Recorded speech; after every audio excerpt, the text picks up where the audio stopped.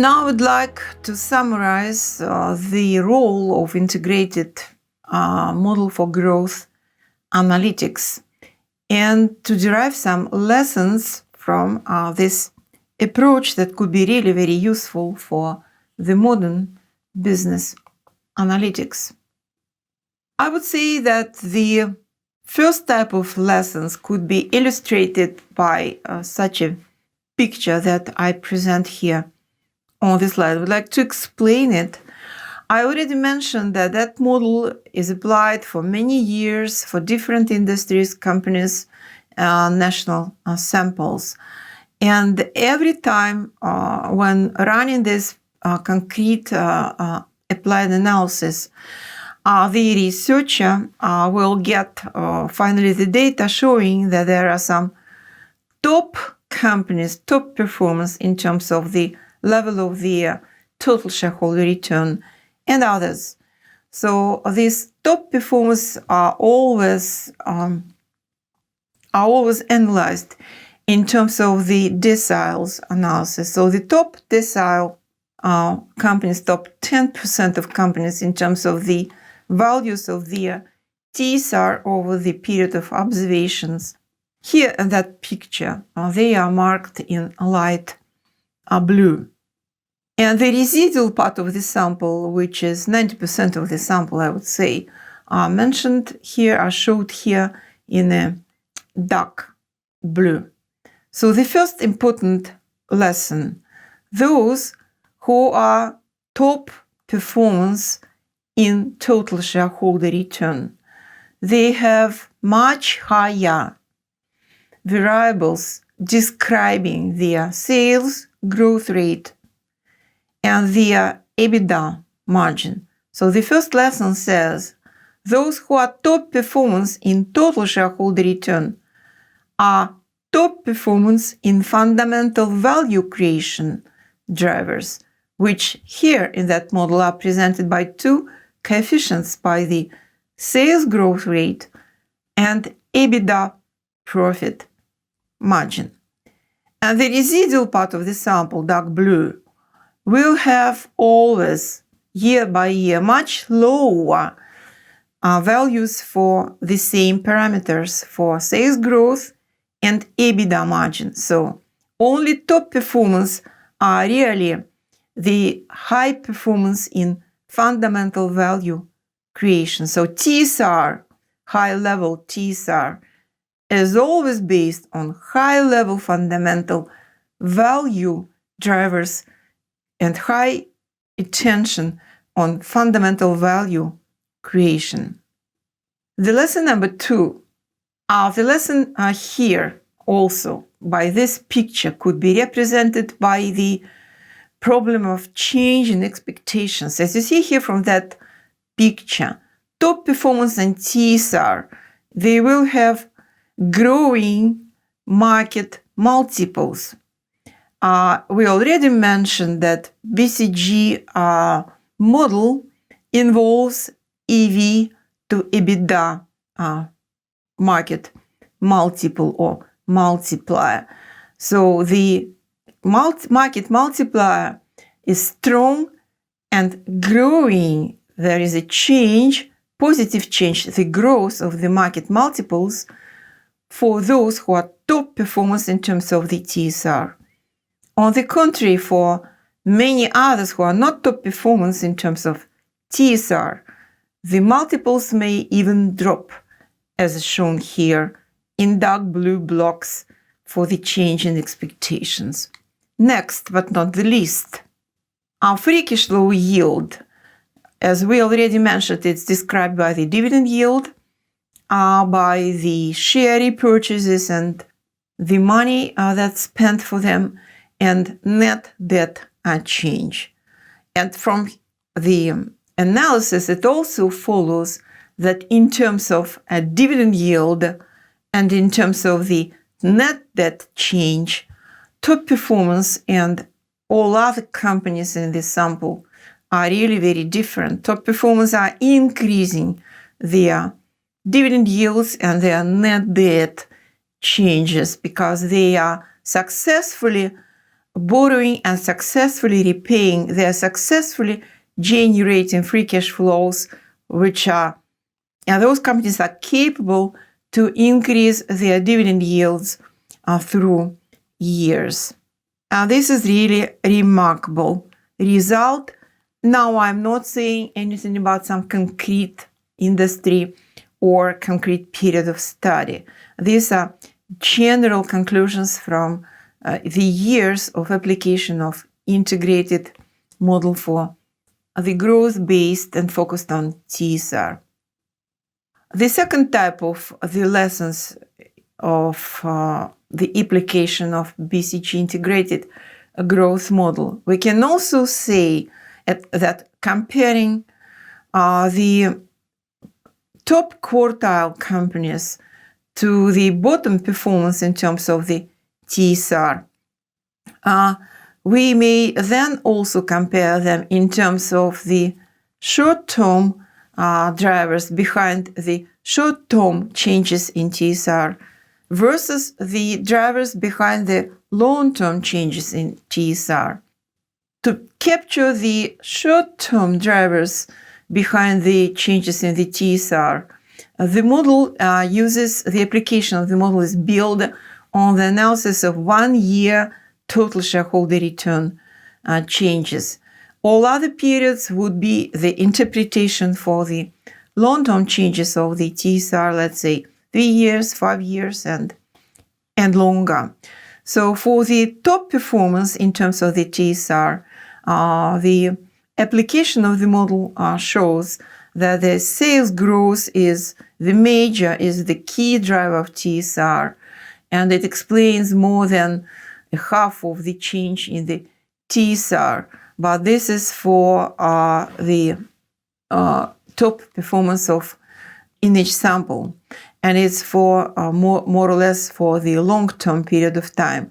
But for the short-term period observations, 1 year TSR changes, the sales growth is not among the most important variables with the explanatory power, but those important variables are on the side of profit margins and the changes in free cash flow yield and the changes in movements in the market multiples. So they are the most important.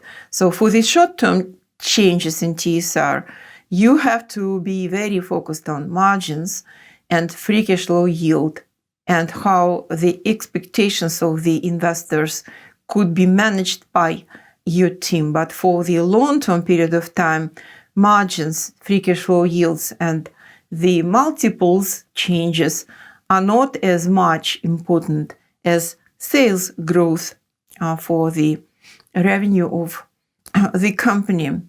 And when it comes to understand why the sales growth rate is very important for the long-term period, but not is very important for the short-term changes in the TSR coefficient, we can also say that it's more or less logical because the capital expenditure programs which are behind high growth rate in sales revenue and which describes organic investments and type of growth, as well as strategic deals in M&A, let's say, deals, they do not provide quick payoffs always.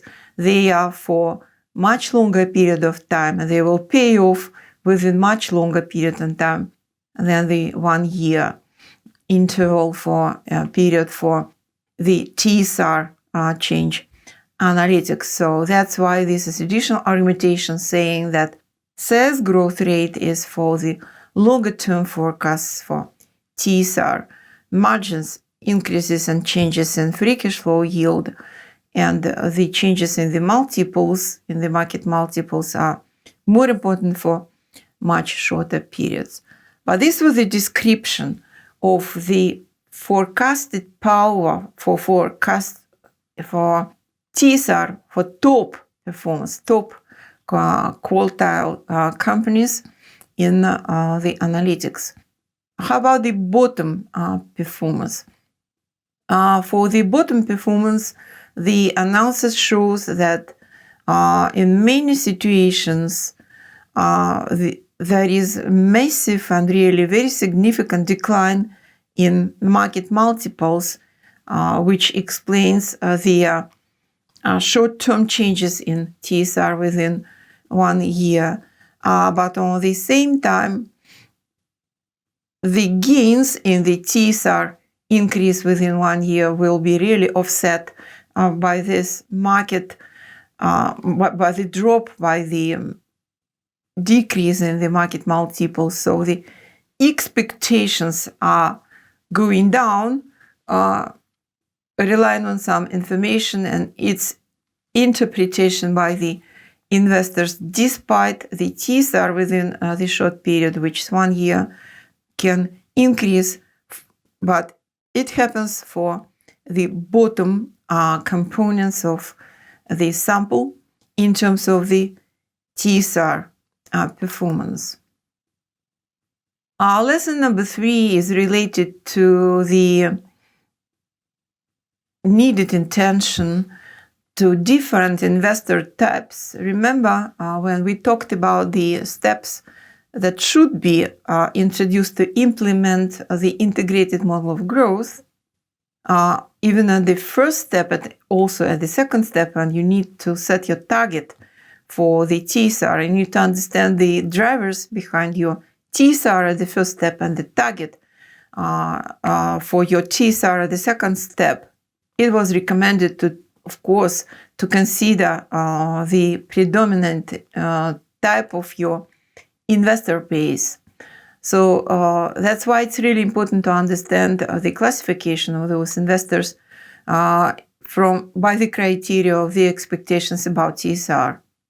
So the first here type of the investor are so-called value investors, which are not very keen on the growth rates, especially growth rates in terms of the internal investment project, or so-called organic growth rate you see here. They do not like very much risky, big, large, huge strategic deals, so they would appreciate much smaller M&A agreements between this company and some other companies in the market. They will expect the market multiple based on the free cash flow mainly, so they are keen on the free cash flow generating capacity. As when it comes to the use of the free cash flows, or the so-called free cash flow yield, according to this model, they will prefer high payouts, so they will like the high dividends and high share repurchase, because it will give them high amount of money paid out to the investors. In terms of the debt change, which is part of free cash flow yield as well, they will be keen on the mean or average financial leverage, on the financing policy, which doesn't rely heavily on the new debt and increase in debt capital. They will also prefer some low levels of return on capital. They are not very keen on the earnings per share growth, so on and so forth, and they are really very risk averse. That's why. So they don't like large M&A deals. They don't like huge investment programs, because they always change the risk profile. That's why they are called value investors. They do not expect huge changes in the value per share of the companies. The second type of investors, low growth investors, they also don't like much growth in capital expenditure. They will prefer medium but not small size strategic deals. Their multiple is much higher, but the multiple base is not based on the free cash flow as in the first type of investors, who are keen on getting their increase in cash dividends and in share repurchase. The low growth type of investor, they are mostly focused on the earnings per share, but not on the free cash flows of the company.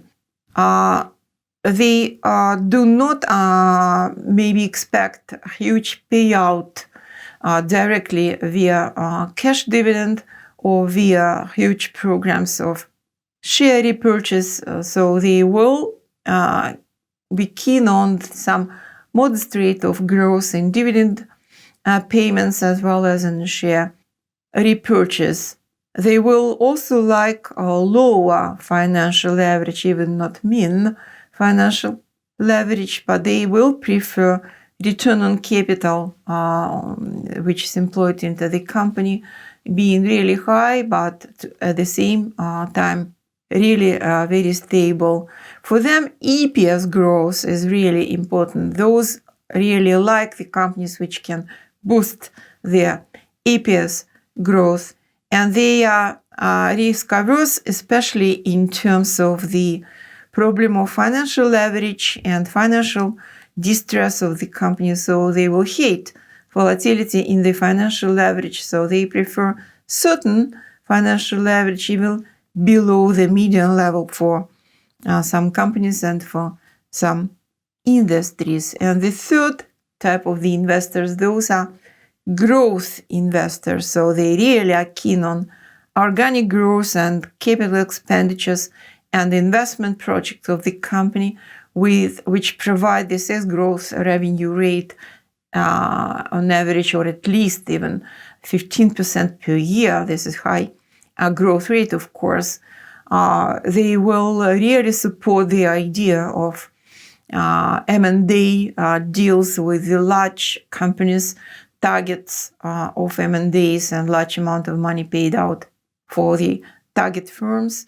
The market multiple, which is lovely for them, is based not on free cash flows and not on the earnings per share even, but because those investors are really keen on growth of sales and aggressiveness of the company in their market. So the market multiple, which is the major one for this type of the investor group, would be based on the revenues of the company. They do not seek for the dividends.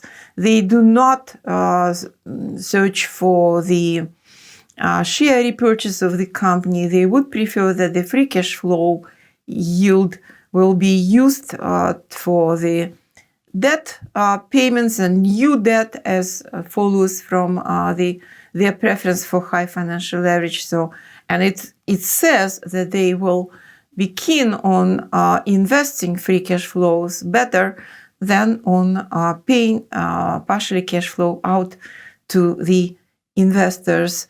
They really like not stable but increasing returns on capital. For them, finally, hopefully, earnings per share and its growth is not so important, and they are averse the idea that the company will get finally slow dynamic. Those growth investors, they prefer very dynamic, very aggressive companies in their product market. So you see from here, of course, their preferences in the drivers which are behind the TSR changes of the companies would be rather different across these three types of investors. So building the strategy for the TSR, setting the target for the TSR, and in this sense, setting the financial targets for the growth strategy of the company, the management team should be